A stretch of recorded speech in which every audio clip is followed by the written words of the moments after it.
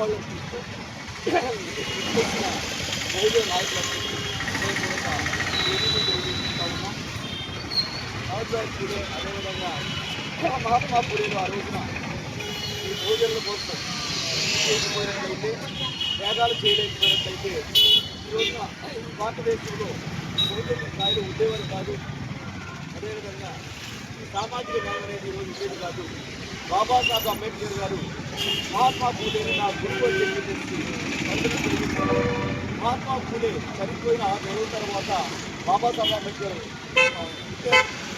తర్వాత మహాత్మా పూలే పుస్తకాలు చదివి ఈ దేశానికి రక్షణ తీసుకురావడానికి ఈ దేశంలో ఉన్న ఎస్సీ ఎస్టీ బీసీ మైనార్టీలు ఎవరైతే ఉన్నారో వీరి పురోగతికి అభివృద్ధికి మూలంగా పనిచేసిన మహాత్మా పూలే గారు రాసిన గులాంగిరి గ్రంథాన్ని చదివి ఈ దేశానికి ఇప్పుడు అదేవిధంగా మహాత్మా పూలే పరిశాస్త్రుల అవసరం ఇలా వాటిలో మేము నడవాలని చెప్పి అందరికీ గురువుల పట్ల ఉన్న మమకారాన్ని సందర్భంగా మనం గుర్తుంచుకోవాలి. అదేవిధంగా ఈ మహాత్మా పూలే సావిత్రిబాయి పూలే అందరికీ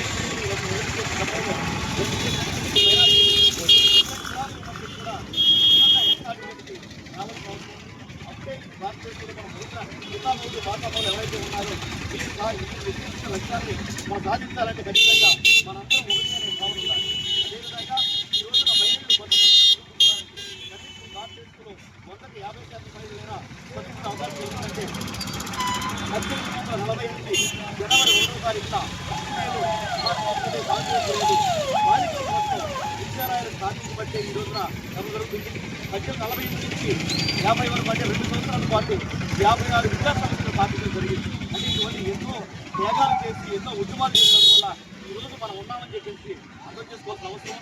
ఈ జయంతులు వర్ధంతులు నిర్వహించే క్రమంలో వారి ఆశయాలను సాధించడమే మనం ముఖ్య ఉద్దేశంగా ఉండాలని చెప్పి తెలియజేసుకుంటూ ఈ మహోన్నత కార్యక్రమానికి చేసిన సోదర బహుజన మిత్రులందరికీ హృదయపూర్వక జైలు తెలియజేసుకుంటా ఉన్నాం.